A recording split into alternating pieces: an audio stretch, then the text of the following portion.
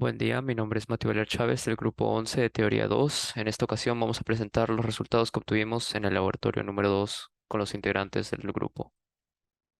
Empezando con los objetivos, para el experimento 1 fue observar el comportamiento del lanzador de anillos con distintas configuraciones de núcleo y anillos de distintos materiales y analizar el principio de funcionamiento del lanzador de anillos y usar la teoría del curso para poder explicar los resultados obtenidos. También queremos responder las preguntas en el cuestionario y aprender acerca de esto. Para el experimento número 2 fue generar FEM y corriente inducida en una bobina utilizando un imán y utilizar la ley de Faraday para estimar el valor de la corriente inducida y comparar este valor con la corriente medida.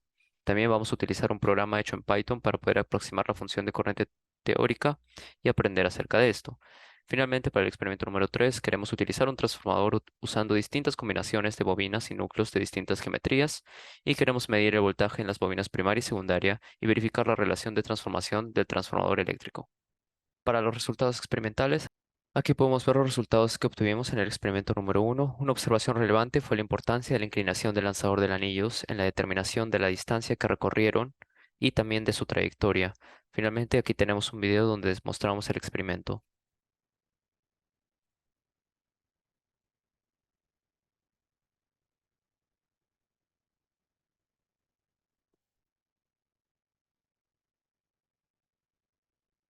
Para el experimento número 2, también podemos ver aquí los resultados que obtuvimos en la tabla. Una observación fue que una ligera variación en la cantidad de vueltas que utilizamos.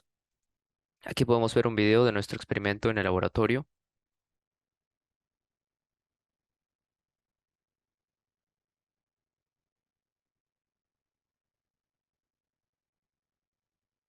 Finalmente podemos ver los resultados obtenidos en el experimento número 3 en las tablas. Una observación fue que el voltaje eficaz varió entre 0,1 a 0,2 entre los experimentos. Aquí podemos ver una demostración del experimento que realizamos.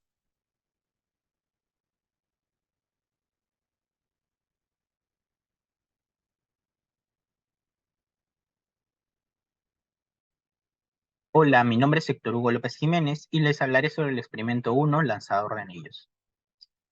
En primer lugar, el funcionamiento del lanzador de anillos y la función de la barra de hierro. Para esto tenemos que entender que por la bobina circula una corriente que genera un campo magnético. Este campo magnético atraviesa el anillo, lo que genera un flujo magnético a través del anillo que será proporcional a la intensidad que circula por la bobina. Y dado que todo alambre conductor que transporte corriente eléctrica y se encuentre dentro de un campo magnético experimenta una fuerza magnética llamada fuerza de Lorentz, esta fuerza depende del producto de la intensidad de corriente con la longitud proporcional al campo magnético generado por la bobina. La corriente circula en sentido contrario a las agujas del reloj, por lo que el campo magnético generado tendrá una componente radial positiva en el eje Y. Dado que las fuerzas son repulsivas, se deduce que la dirección de la corriente del anillo es opuesta a la de la bobina, ya que caso contrario, ésta se atraería. Finalmente, la función de la barra de hierro es la de concentrar las líneas de campo magnético, lo que hace que la fuerza de repulsión sea mayor. Esto es posible gracias a que el hierro es un material ferromagnético, lo que le permite entrar en contacto con la línea de campo. ¿Qué diferencias hubo entre usar el aluminio y cobre? En primer lugar, tenemos que tener en cuenta que ambos materiales son diamagnéticos, es decir, que no entran en contacto con las líneas de campo, sino que generan otro campo magnético y que repele a este. Esto tiene mucho que ver con la pregunta anterior. En segundo lugar, la conductividad del cobre es mayor a la del aluminio, por lo que se podría pensar que la velocidad del cobre sería mayor. Sin embargo, la densidad del aluminio es mucho menor que la del cobre, siendo hasta 4 veces, es casi 4 veces menor, lo que tendría un peso muy importante en los resultados. Finalmente, veríamos que el anillo de cobre sería impulsado con mayor dificultad que la del aluminio, con mayor dificultad que la del aluminio por la diferencia de masa, siendo la densidad un aspecto mucho más importante que la conductividad en este caso. Entonces, la velocidad del aluminio sería mayor a la del cobre. ¿Cómo cambiarían los resultados con una bobina con mayor número de vueltas? Tenemos que tener en cuenta que cada vuelta o cada espira genera un campo magnético y estas, al estar agrupadas en una bobina, todos los campos magnéticos se suman, generando un campo magnético mucho mayor, dándonos que la inductancia es proporcional al número de espiras. Es decir, la cantidad o el campo magnético es proporcional a cuántas espiras hay. A mayor espiras, mayor campo magnético. El resultado es que la fuerza que se ejerce sobre el anillo será mayor, por lo que manteniendo todo lo demás bajo las mismas condiciones, el anillo alcanzaría una mayor velocidad. Podemos concluir Así que entendemos que el funcionamiento del lanzador de anillos se genera gracias a una FEM inducida en los anillos. Comprendemos la importancia del material de los anillos teniendo en cuenta que la velocidad del aluminio será mayor y averiguamos que la inductancia es proporcional al número de vueltas de la bobina. Hola, ¿qué tal? Mi nombre es John Stewart Colque Toledo y me voy a encargar de darle respuesta al cuestionario del experimento 2, inducción electromagnética en una bobina. Aquí tenemos un corto video de nuestra experiencia en lab y algunos datos recolectados como campo magnético y corriente máxima y mínima, periodo, resistencia, número de vueltas y radio de la bobina. Iniciemos respondiendo a la primera pregunta. ¿Por qué al hacer girar el imán se produce una corriente? El imán en sí mismo actúa como una fuente móvil de flujo magnético. Cuando el imán gira, el flujo magnético a través de la bobina cambia debido a la variación de la orientación del campo magnético del imán. Este cambio en el flujo magnético induce una fuerza electromotriz en la bobina, lo que genera una corriente eléctrica en ella. La dirección y magnitud de la corriente inducida dependerán de varios factores, como la velocidad de rotación del imán, la intensidad del campo magnético y la geometría de la bobina. Según la ley de Lenz, la corriente inducida se opondrá al cambio en el flujo magnético, lo que significa que intentará frenar o resistir al movimiento del imán. Esto se debe a que el campo magnético generado por la corriente inducida produce una fuerza magnética que se opone al movimiento del imán. 2. Determina el periodo y la velocidad angular usando los datos experimentales obtenidos. El intervalo de tiempo seleccionado es de 1 a 3 segundos, tiempo que representa de mejor manera esta experiencia. Para hallar el periodo se eligió 3 puntos consecutivos donde el campo magnético esté lo más cercano a cero, y se restaron los tiempos de los valores extremos. Es así como se obtuvo un periodo de 0.251 segundos. Para hallar la velocidad angular aplicamos la fórmula de 2pi sobre periodo, reemplazamos el valor hallado anteriormente y se obtuvo una velocidad angular de 25.03 radianes por segundo. 3. Utilice la ley de Faraday para aproximar el valor de la corriente inducida a pico. Para esto empezamos usando la fórmula para hallar el flujo magnético con el ángulo variable y como nos piden la corriente pico, debemos usar el campo pico. Y este lo obtenemos con la semirresta del valor máximo y mínimo del campo. Reemplazamos los demás valores como velocidad angular y área anteriormente ya conocidos. A la función obtenida la derivamos para reemplazarla en la fórmula para hallar la FEM inducida. Debemos considerar que como queremos hallar la corriente pico, el ángulo debe ser máximo. Por tanto, el seno de 25t lo tomamos como 1. Es así como obtenemos el valor de 0.064 voltios. Continuamos con la ley de Ohm para al fin hallar la corriente pico teórica, con un valor de 0.053 amperios.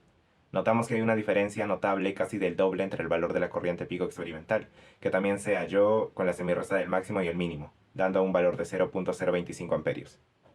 Conclusiones del experimento 2. Dado que el valor teórico de la corriente pico es mayor que el valor experimental, la diferencia entre ambos valores podría estar relacionada en parte con la resistencia de la bobina. La resistencia de 1.2 ohmios podría afectar la transferencia de energía en el sistema, lo que se traduce en una menor corriente inducida medida experimentalmente. Sin embargo, es importante tener en cuenta que la resistencia de la bobina no es el único factor que puede contribuir a la diferencia entre los resultados teóricos y experimentales. Durante el periodo pueden ocurrir pérdidas de energía en forma de calor debido a la resistencia interna de la bobina y otros componentes del sistema. Estas pérdidas pueden reducir la eficiencia de la transferencia de energía y afectar la corriente inducida medida experimentalmente. Factores ambientales como campos magnéticos externos, vibraciones, interferencias electromagnéticas o variaciones en la temperatura pueden afectar las mediciones y generar diferencias entre los resultados teóricos y experimentales. Para la pregunta de programación utilizamos el programa de Python para desarrollar el código. Primero hallamos la amplitud máxima, la amplitud mínima, el periodo máximo y el periodo mínimo, ya que con estos datos podemos hacer este gráfico de campo versus tiempo. Una vez que obtuvimos este gráfico, podemos compararlo con otro gráfico que hallamos luego de realizar un suavizado para poder reducir la variabilidad de los resultados que podemos ver aquí. Finalmente, calculamos la corriente inducida generada por el campo magnético a través del tiempo que obtuvimos en el experimento. Para esto hicimos el cálculo con los datos proporcionados en el laboratorio y finalmente lo comparamos con el gráfico que nos dio de por sí el programa de Logger Pro, resultando en este gráfico que podemos ver acá. Hola, soy Arturo Sánchez y este es el experimento 3 transformador. Como primer objetivo tenemos medir el voltaje en las bobinas primaria y secundaria y verificar mediante cálculos si la relación de transformación teórica y experimental son iguales. Y como segundo objetivo tenemos demostrar qué configuración de núcleo tiene menor pérdida de energía mediante el análisis de gráficas. Pregunta A. ¿Con cuál configuración de núcleos obtuvieron mejores resultados? Bueno, obtuvieron mejores resultados con la configuración de núcleo de hierro cerrado, ya que el flujo y el campo magnético se encuentran más concentrados. Y también tenemos menos pérdidas de energía. Además, con esta configuración se induce una FEM, debido a la variación del flujo magnético a través de la barra de hierro, cuando la corriente de la primera bobina cambia. Para reforzar nuestra respuesta tenemos esta gráfica, donde vemos que ambos potenciales son similares, por lo que no tenemos tanta pérdida de energía, a diferencia del resto de configuraciones donde sí tenemos gran pérdida de energía. Pregunta B. Para la configuración de la pregunta previa, determina la relación de transformación usando valores de voltaje RMS medidos y compara este resultado con la relación de transformación teórica.